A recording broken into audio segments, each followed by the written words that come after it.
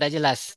Ya, selamat siang menjelang sore. Selamat siang, Pak. Yang kami hormati pimpinan rumah sakit, yang kami hormati Dr. Ardi.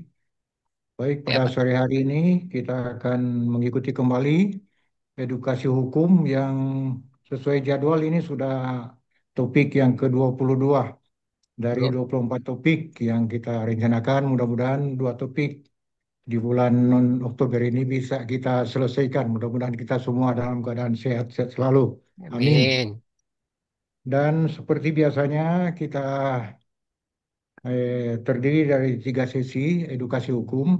Pertama penyajian oleh Dr. Ardi dan sore hari ini terkait dengan penolakan pasien terhadap suatu tindakan medis atau perawatan setelah menerima informasi dari tenaga kesehatan atau tenaga medis.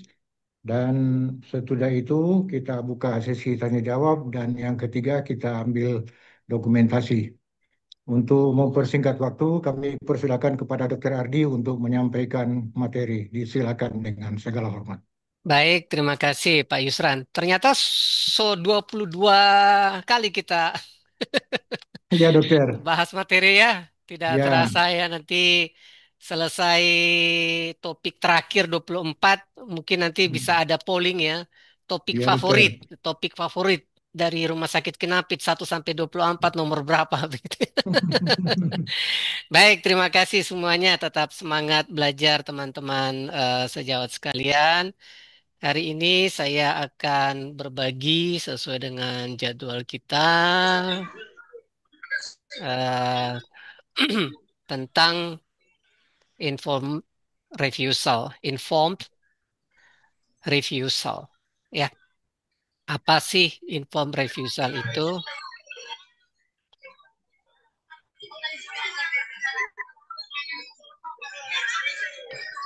Minta tolong yang lainnya unmute, di mute dulu ya. Oke, terima kasih. Nah, informed refusal itu kalau boleh saya definisikan sebagai satu penolakan, ya, refuse, menolak, ya, refusal, penolakan pasien terhadap tindakan kesehatan. Saya menyebutnya dengan tindakan kesehatan, ya, bukan tindakan medis atau tindakan kedokteran, karena dalam Omnibus Law mengenal tindakan pelayanan kesehatan yang saya singkat dengan tindakan kesehatan, ya. Saya ulangi, penolakan informed refusal adalah penolakan pasien terhadap tindakan kesehatan yang akan diberikan kepadanya setelah penjelasan memadai dari nakes yang akan memberi pelayanan kesehatan. Ya. Kalau saya menyebut nakes, juga termasuk di dalamnya adalah named atau tenaga medis. Ya. Nah, di sini kita bisa lihat sepintas dulu poin inti dari definisi informed refusal yang saya tulis ini. Ada unsur kewajiban nakes, yaitu menjelaskan. Sementara hak pasien untuk menolak, ya, dalam informed refusal ini. Kenapa dua unsur penting ini saya sampaikan di awal? Karena dua hal ini akan menjadi atensi atau perhatian dari hukum, termasuk ketika terjadi penegakan hukum atas kasus-kasus informed refusal. Ya. Nah, kalau bicara hukum, kita lihat dari kacamata pengadilan, di mana di pengadilan itu intinya terjadi proses pembuktian tentang hak dan kewajiban hukum. Ya. Kita sebagai nakes punya kewajiban hukum. Pasien juga punya hak hukum. Itu semua ada di dalam Omnibus Law. Dan itu akan menjadi sorotan dalam hukum. ya, khususnya ketika terjadi proses pembuktian. Kita sebagai nakes vaskes buktikan bahwa kewajiban saya menjelaskan sudah tersampaikan, sudah ditunaikan. Kewajiban saya untuk menghormati hak pasien sudah saya lakukan. Nah, poinnya di situ. Ya, mengapa inform refusal ini penting dengan penekanan dua unsur ini? Kewajiban nakes menjelaskan, hak pasien menolak. Dan teman-teman nakes, ya, kita tidak perlu istilah saya baper gitu ya. Kalau pasien menolak tindakan kita. Karena yang ditolak itu sesungguhnya tindakan kita, bukan kehadiran Namet nakesnya. Ya. Yang ditolak itu tindakan kita dan itu hak pasien yang harus kita hormati. Ya. Nah, kalau bicara kesehatan per definisi di dalam Omnibus Law ya di pasal 1 angka 1 Undang-Undang Kesehatan ya, kita baca kesehatan adalah keadaan sehat seseorang baik secara fisik, jiwa maupun sosial dan bukan sekedar terbebas dari penyakit untuk memungkinkannya hidup produktif. Nah, menurut saya konteks kesehatan itu selalu kompleks, ya. Dinamis, artinya oh, dapat berubah-ubah. Nah, ya namanya sesuatu yang hidup, gitu ya. Tidak mudah dipahami, ya. Ilmunya saja tidak mudah, apalagi kondisi. Karena itu hati-hati di dalam menilai praktek profesi kesehatan, termasuk ketika terjadi peristiwa informed refusal dan pertanggungjawabannya.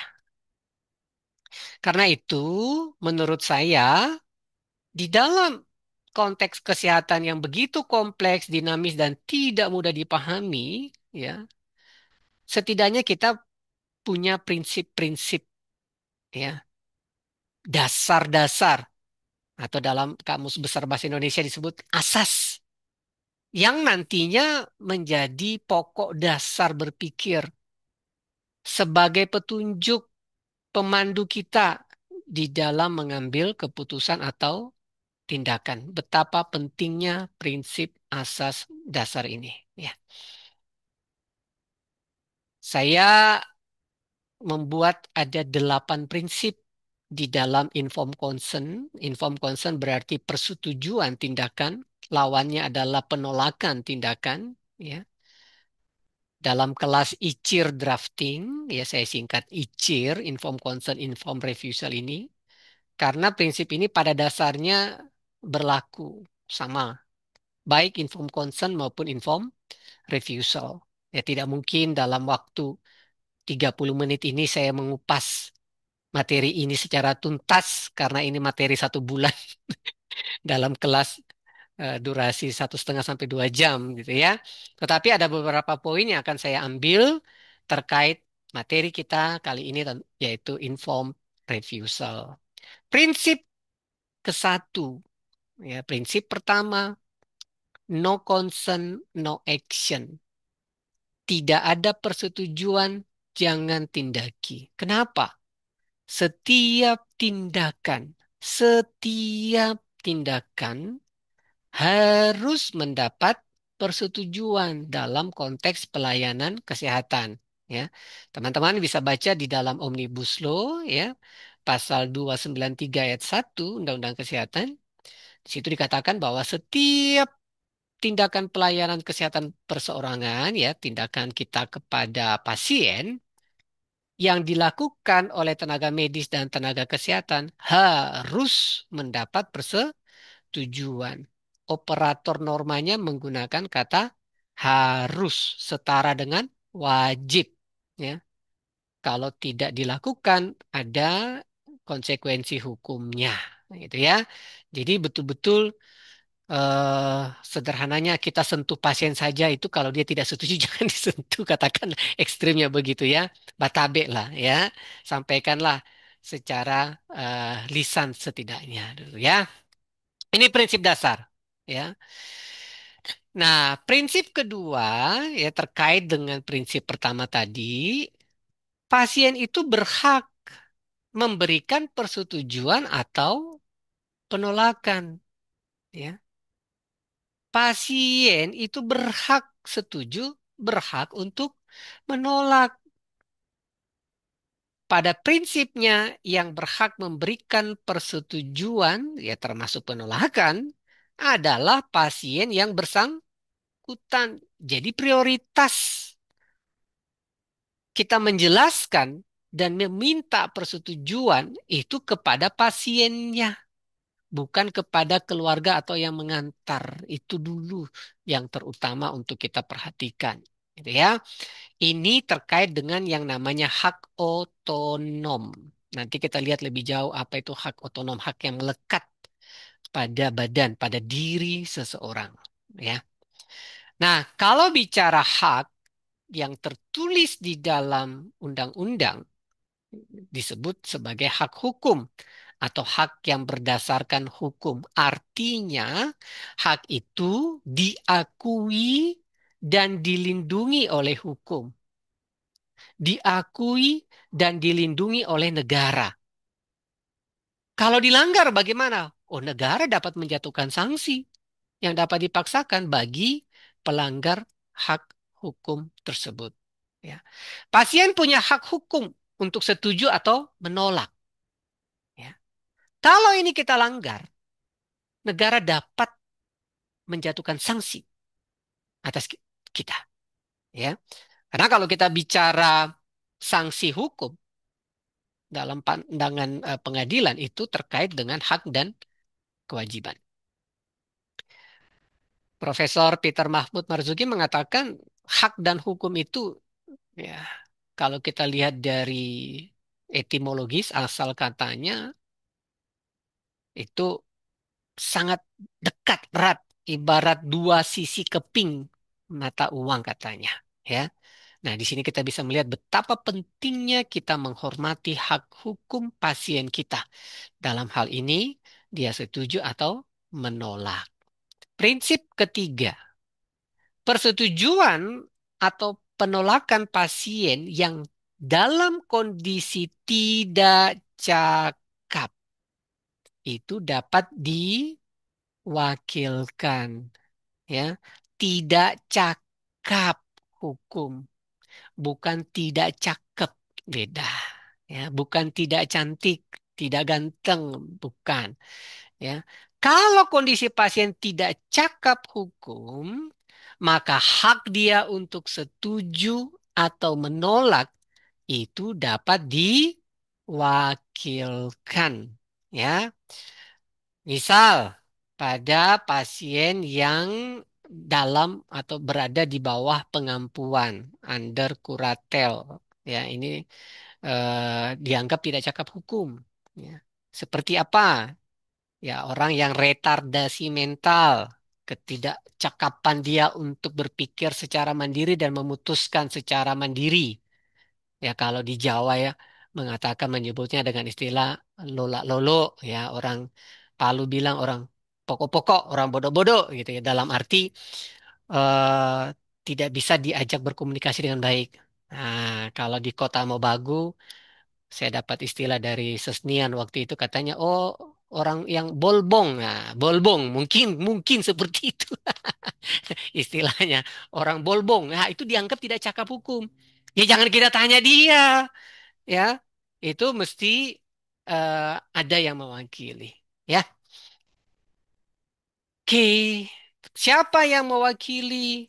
Ya keluarga terdekat, ya. Terutama kalau sudah punya pasangan, ya suami atau istrinya dulu, ya. Anak kandung yang cakap, ayah atau ibu kandung, saudara kandung, ya. Umur berapa? Umur 18 tahun, ya. Orang yang belum 18 tahun, tapi kalau sudah kawin atau pernah kawin, itu dianggap cakap secara hukum, ya. Nah, kurang lebih ini kalau saya ringkas ya, Orang yang cakap hukum itu bukan anak-anak minimal 18 tahun, ya. Kalau belum 18 tahun, ya, kalau belum 18 tahun tapi dia sudah kawin atau pernah kawin itu dianggap cakap hukum. Sekali lagi, istilah kawin adalah istilah hukum, ya, bukan nikah. Nikah itu istilah sosial, ya. Kalau cakap medis yang berpengaruh terhadap kondisi cakap hukum itu adalah orang yang sadar. Kalau tidak sadar, ya, tidak kompos mentis, dia tidak cakap secara hukum. Jangan dimintai persetujuan tentunya, ya, dan tidak dalam kondisi gangguan jiwa berat, ya. Nah, itu yang dimaksud dengan cakap hukum, cakap medis. Nah, pertanyaan lebih lanjut, bagaimana bentuknya? Lisan atau tertulis? Kalau inform consent itu bisa dua bentuk, teman-teman. Ya. Inform consent bisa dua bentuk, ya, secara lisan atau tertulis. Demikian kata Omnibus Law. Ya. Tapi kalau inform refusal yang kita bahas kali ini, penolakan harus tertulis. Inform refusal harus tertulis. Penolakan harus ditulis. Ya. Ada di dalam pasal 16 ayat 2 dari Permenkes 290 tahun 2008. Walaupun sudah lama, substansinya masih bisa dipakai dan tidak bertentangan dengan Omnibus Law Kesehatan. Nah, bagaimana sekarang menuliskan persetujuan termasuk a contrario kalau penolakan? Ya, Omnibus Law mencatat atau eh, mengisyaratkan ada dua syarat kumulatif. Artinya dua syarat mutlak ditempuh, dipenuhi secara bersama-sama. Ya, kalau akan melakukan inform consent ataupun inform refusal tertulis. Yang pertama, ditandatangani oleh pasien kalau tidak cakap yang mewakili. Ya, ditandatangani dulu. Yang kedua, ditandatangani itu disaksikan. Proses penandatanganannya itu disaksikan oleh salah satu saja, salah seorang tenaga medis atau tenaga kesehatan yang memberikan pelayanan pada pasien tersebut. Ya, jadi dua poin ini penting untuk kita perhatikan bersama-sama, baik setuju maupun menolak. Ya, kalau menolak harus tertulis. Ada dua hal yang harus diperhatikan di situ. Penandatanganannya disaksikan oleh salah seorang tenaga medis atau tenaga kesehatan. Ya, prinsip yang berikut yang keenam, penjelasan diberikan dulu. Ya, sebelum mendapatkan persetujuan atau penolakan, maka di situ ditulis informed, informed. Artinya pemberian informasi atau penjelasan itu sudah dilakukan terlebih dulu, ya. Jadi bukan sekedar ada tanda tangan di formulir persetujuan atau penolakannya, bukan. Tapi penjelasannya disampaikan, kemudian ketika dia setuju atau menolak, proses penandatanganannya ini disaksikan.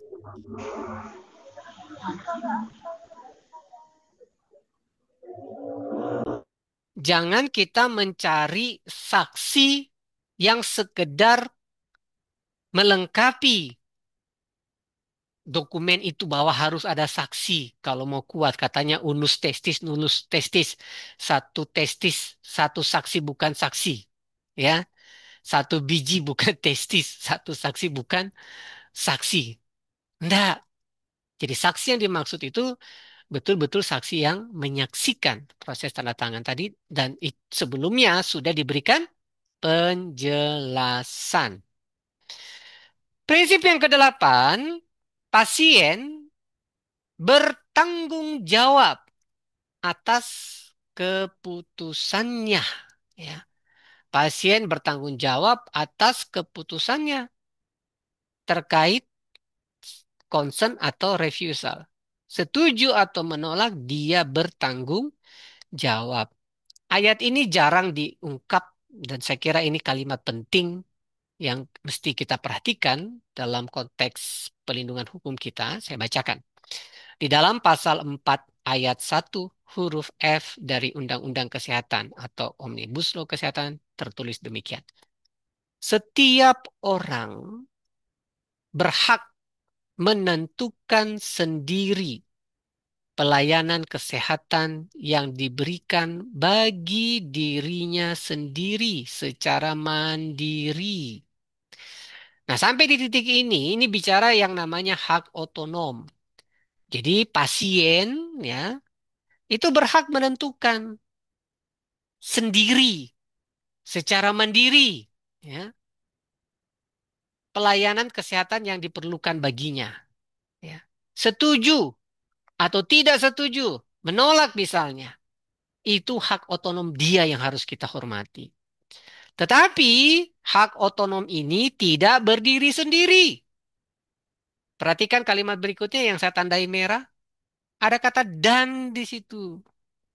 Dan bertanggung jawab.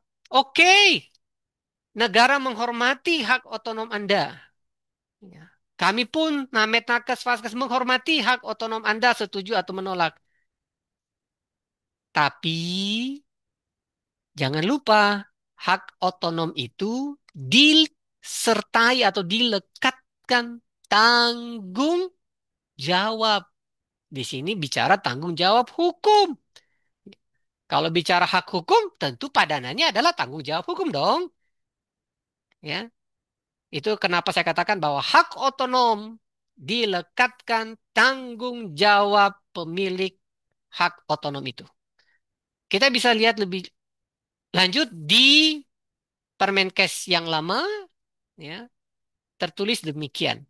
Akibat penolakan tindakan kedokteran sebagaimana dimaksud menjadi tanggung jawab pasien.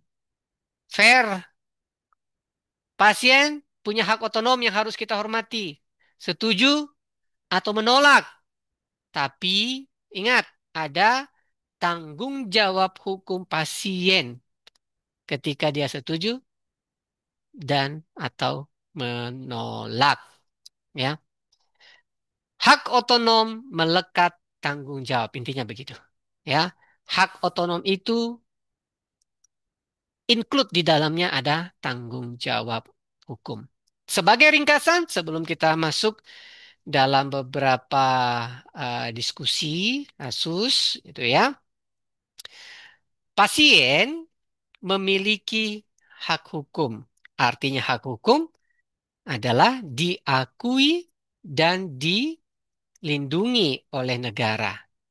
Pasien memiliki hak hukum untuk menolak tindakan kesehatan setelah mendapat penjelasan memadai dari nakes yang melayani. Prinsip-prinsip informed consent, informed refusal, atau prinsip-prinsip ICIR di dalam Omnibus Law Kesehatan akan menjadi acuan utama dasar kita berpikir, bersikap, bertindak dalam pelayanan kesehatan yang menghormati hak otonom pasien. Demikian Bapak Ibu sejawat sekalian, teman-teman Rumah Sakit Kinapit yang bisa saya sampaikan. Ya, hukum kesehatan itu luas, tetap semangat belajar. Nanti teman-teman bisa ikuti kembali konten ini di channel YouTube saya, Ardianto Panggeso dan beberapa konten hukum kesehatan lainnya. Saya stop share. Saya kembalikan ke Pak Yusran sebagai moderator untuk memandu kita di dalam diskusi. Mungkin ada kasus atau tanggapan. Silakan Pak Yusran. Terima kasih.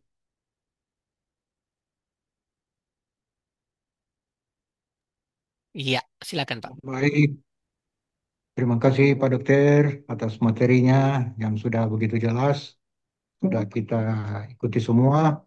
Dan untuk sesi berikut mungkin masih ada tanggapan atau pertanyaan dari teman-teman maupun dari pimpinan rumah sakit.